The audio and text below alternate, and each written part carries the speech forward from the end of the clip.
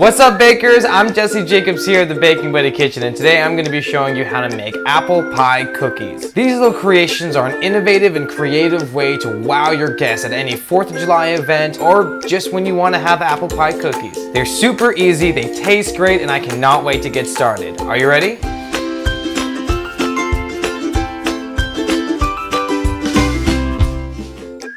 Alright bakers, so we're ready to start making our cookies. The first thing we're going to do is add our baking soda and add our salt. And now I'm just going to give it a good mix since no one likes clumps of baking soda in their cookies. Now what we're going to do to make our cookies kind of have the texture of a pie crust is this next step right here. We're going to drop half of our butter into the flour and mix it until we have somewhat of a consistency of breadcrumbs. This is going to give us little butter pockets. They're going to make our cookies really tender and flaky. Sometimes your instruments fail you and you just gotta go with your fingers.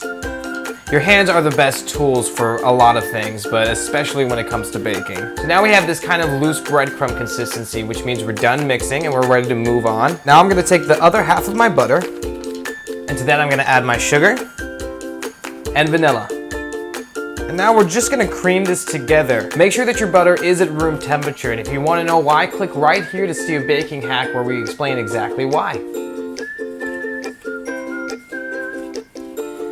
Now that our butter and sugar are combined, we can add in our eggs.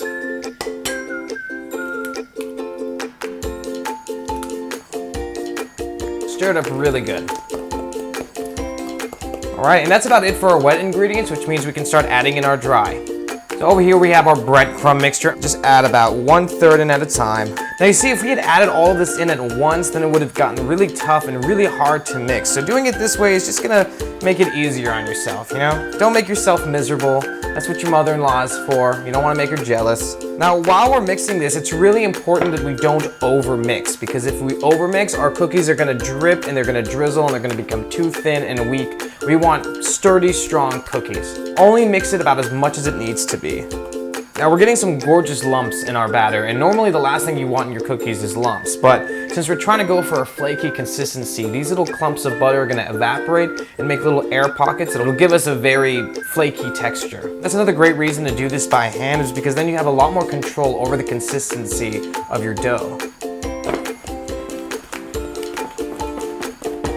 And the last bit.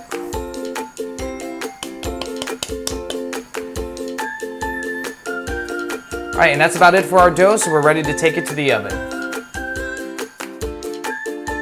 Alright, so here comes the fun part. Molding our cookies into the pie shape. And the way we're going to do that is with these little guys right here. All we have here is a glass bowl that we've wrapped with aluminum foil. And the reason we wrapped it with aluminum foil is because cookies bake differently on glass than they do on metal. So by wrapping it in aluminum foil, it'll give us the proper baking medium that we need to bake on. I'm just going to douse these with a little bit of non-stick spray to make sure that our cookies don't stick.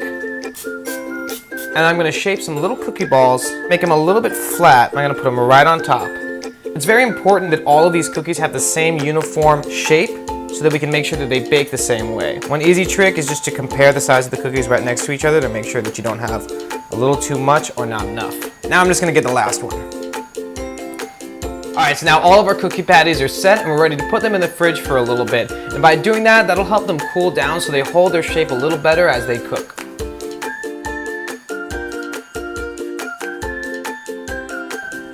Okay bakers, so while our cookies are baking in the freezer, we're going to start on our crumble topping. To start, I'm going to take some cold butter and I'm going to add it right here into my flour. And then just like we did with the cookies, we're going to mix it up until we can get a breadcrumb consistency.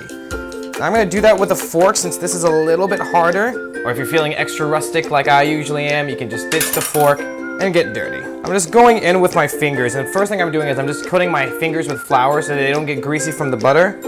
And then I'm just breaking it apart. This is so much easier than using a fork. Not only that, but whenever you use your fingers, it warms up the butter. And overall, it's just really the best tool that you can use for this. So just get your hands a little dirty, get in there.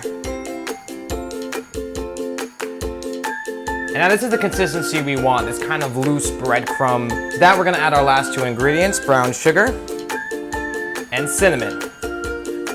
Try not to swallow it. And now I'm gonna go in with my hand, just combine it roughly together with my fingers. Alrighty, so now our crumble topping is all done. We're ready to take our cookies out of the freezer and stick them in the oven.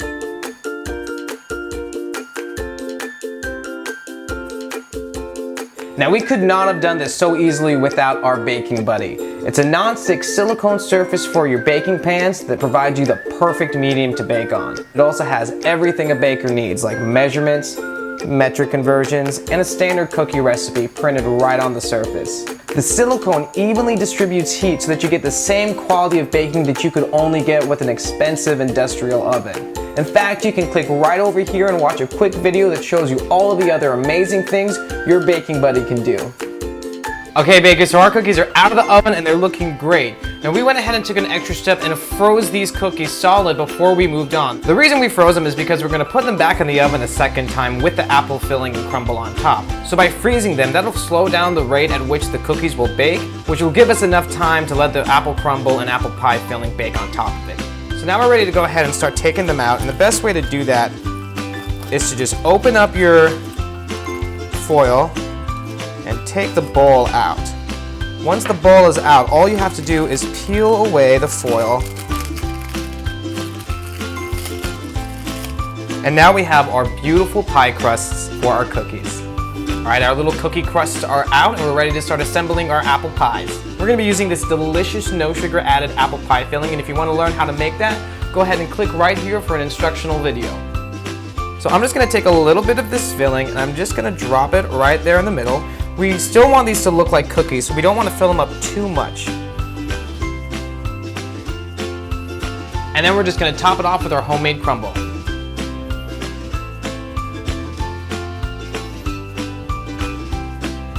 Now by baking them on our Baking Buddy, the silicone is going to provide a perfect medium to allow the heat to distribute evenly and give us a perfect bake.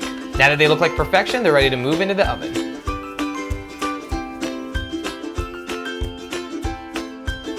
Alright bakers, they are out of the oven and here we have them, apple pie cookies. Imagine serving these at your 4th of July barbecue, at your birthday party, or any kind of America themed event. These are amazing, they are delicious, and as long as you're not a communist, you are gonna love these.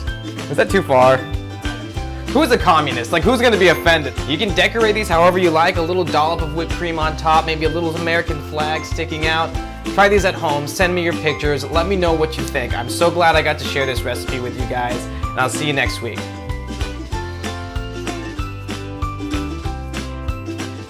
Thanks again for joining me in the kitchen today. If you had as much fun as I did, make sure you hit that subscribe button so I can see you next week. Also, leave me a comment letting us know what we should bake. If we use your suggestion, we'll make sure to give you a shout out. But why stop there? Let's keep this party going. You can click on either side of me for more video recipes, or if you want to learn a little more about our Baking Buddy, you can click right below me to see a quick video that shows you how it all works. Also, you can join us on Facebook, Instagram, Twitter, and Pinterest, where you'll find more recipes, more tips, and pictures of the amazing creations that you've sent us. Remember, our community is not complete without you. Thanks again for watching, and I'll see you next week.